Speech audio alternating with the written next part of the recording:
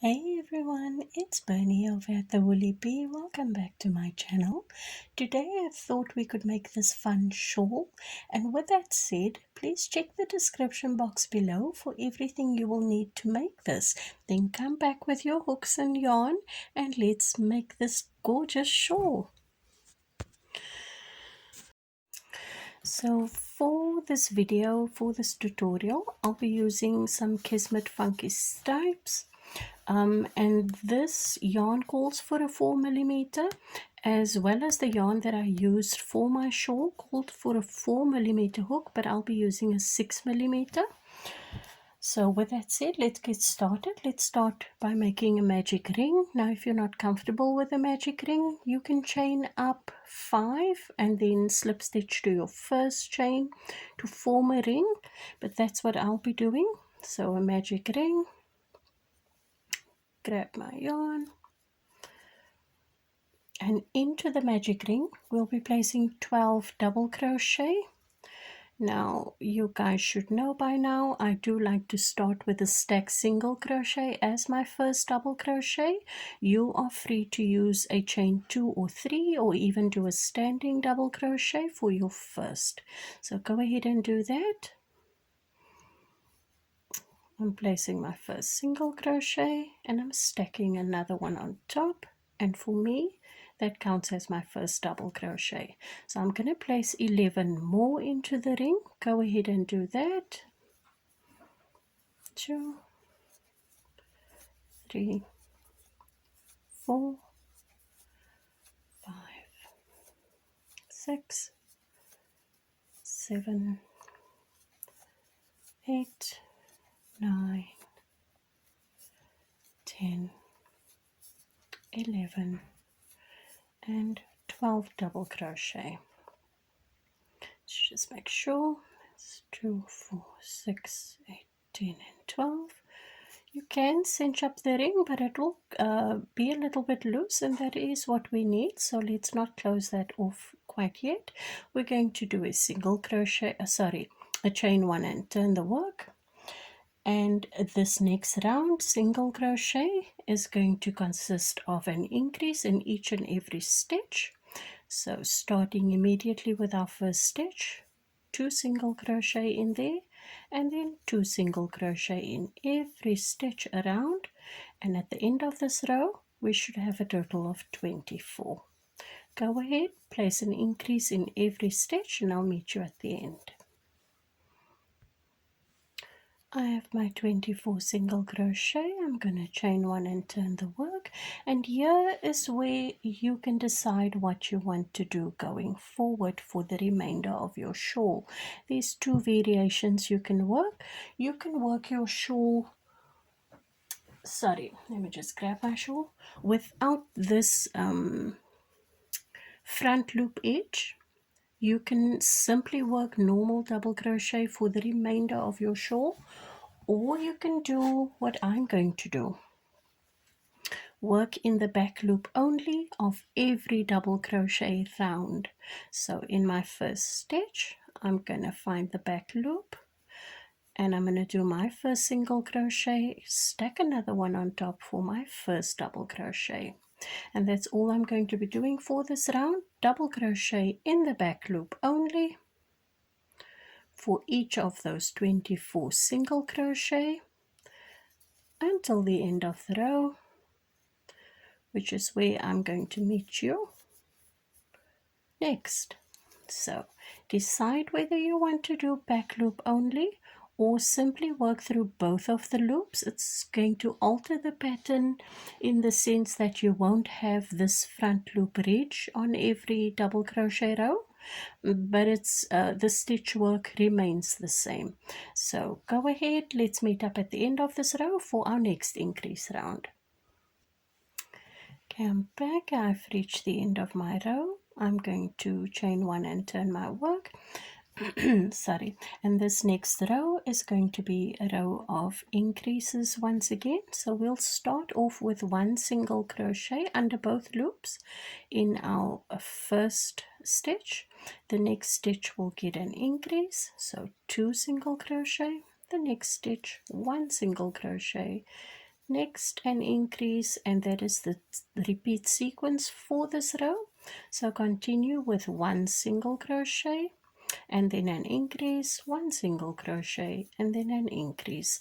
We will meet up at the end of the row. You should end on an increase for your last stitch, and that's where I will meet you.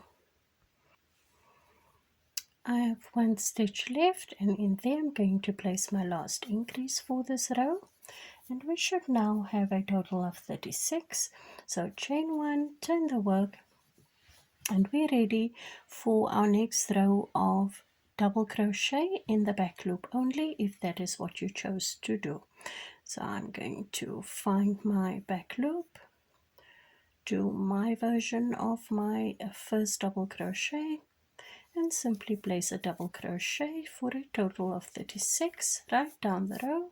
I will meet you at the end where we will turn our work and start our next row of increases.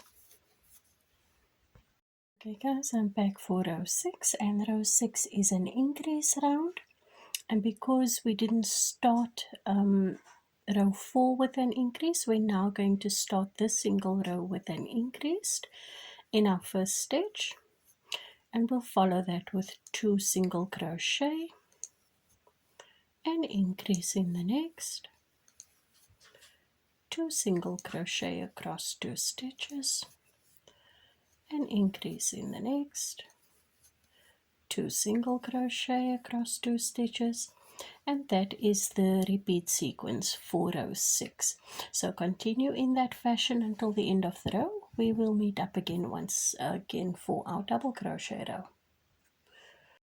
I've reached the end of row 6, and you would have ended this row on 2 single crochet because you started your row with an increase. So you should have a total of 48. Chain 1 and turn, and continue to do your row 7, which will consist of a row of back loop only double crochet, if that is what you've chosen to do. I will meet you at the end of row 7 where we will chain 1 and turn for row 8, which will be our next increase row. So at the end of row 7 I have 48 double crochet in the back loop only. I'm going to chain 1 and turn, and like I said, your next single crochet row, the single crochet row is always an increase row. The only difference is the start for the single crochet row might start with an increase, or it might start with an amount of single crochet. So because we started our row 6 on an increase, this row is going to start with 3 single crochet across 3 stitches. So let's do that. 1, 2 and 3, and then we'll do our increase, 3 single crochet, the next increase, and that will be the repeat sequence for row 8. At the end of this row you should have 60 single crochet. You'll then continue to do your double crochet row, and we'll meet up again for row 10, which will be our next increase row. So at the end of row 9 we should have our 60 double crochet, and we're heading to row 10 for our next increase round. And because our row, row 8 started with 3 single crochet, this next increase round is going to start on an increase followed by 4 single crochet. Now you can already tell that there's a trend to the stitch count. Your next increase row will start with 5 single crochet followed by your increase, and that will be the repeat sequence there.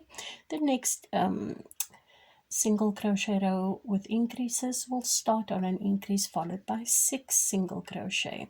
I'm going to jot down a quick pattern. It'll be written in shorthand so I hope you guys can keep up, because this is all you're going to need for the entirety of the shawl.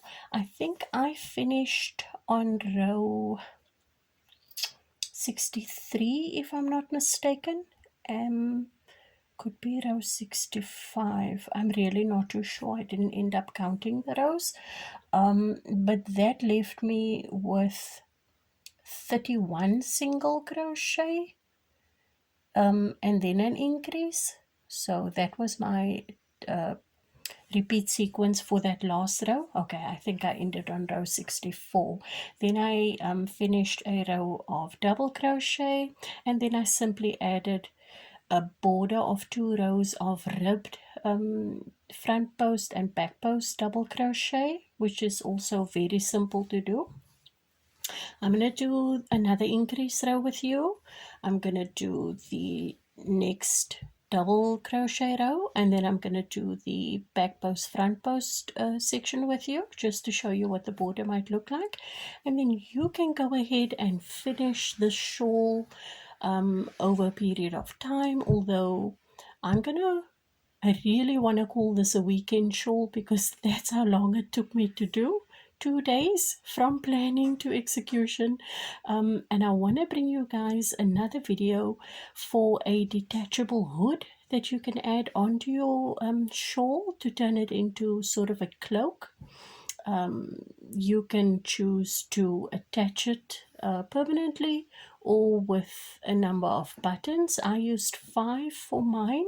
I'm not going to show you that yet because the hood is still incomplete, but that will be my next tutorial. So let's start with our row 10 very quickly, our next increase row, which will start on an increase. So that's 2 single crochet in 1 stitch, followed by 4 single crochet, 2, 3, 4, and our next increase, and then 4 single crochet. So repeat the stitch sequence until the end. You're going to end this row on 4 single crochet. I'm going to then do a row of double crochet and come back to show you how I do the back post front post stitches.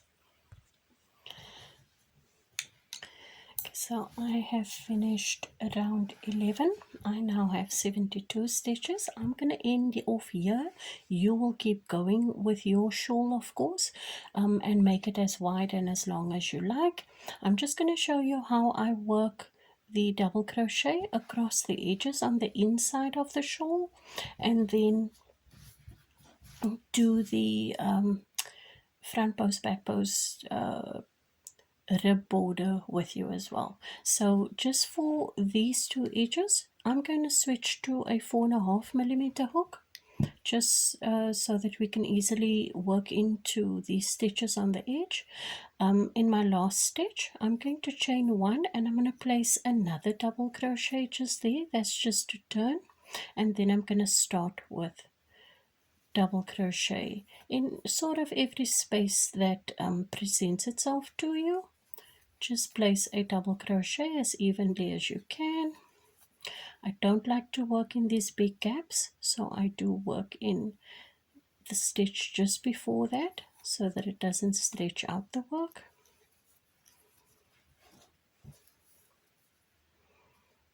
I also try to work through the double crochet, so I'm not going to work in that big gap, but there is a stitch just before that.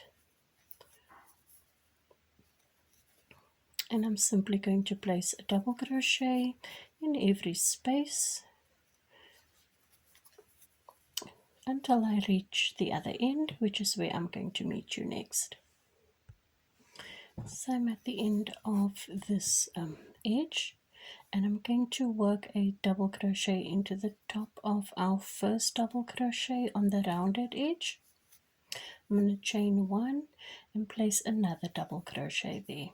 Now I'm going to switch over to my bigger hook size once again so that we can start with our front post, back post, and immediately around the post of the next stitch, from the front around the back, pushing that post forward, grabbing the yarn and completing a double crochet.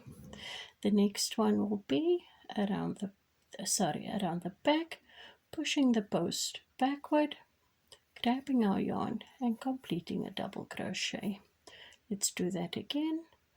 Around the post, pushing the post forward, completing a double crochet, and then around the back, pushing the post backward, grabbing the yarn and completing a double crochet. So do the border of ribbed double crochet for as many rounds as you like. I did mine for about 2. I'm actually going to add another round to make it 3 complete rows. I have a bit of yarn left, so I'll finish up that shawl. I'm gonna finish up this one very quickly and then just show you what the end looks like. And that is the basic idea for this almost crescent moon shaped shawl. In every corner, when you get there, do your front post or back post depending on where you're ending, and then in that chain 1 space simply add a double crochet, a chain 1 and another double crochet just to turn the corner. And then you can, like I said, you can add 2 or 3 rows of the ribbed, or you can add no border whatsoever. It is not a requirement to finish up the shawl. The shawl is quite pretty with or without.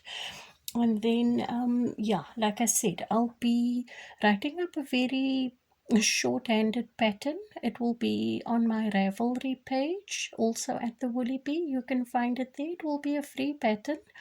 However, I do suggest that you watch the tutorial so that you can get the gist of where I'm going with the shorthand pattern notes.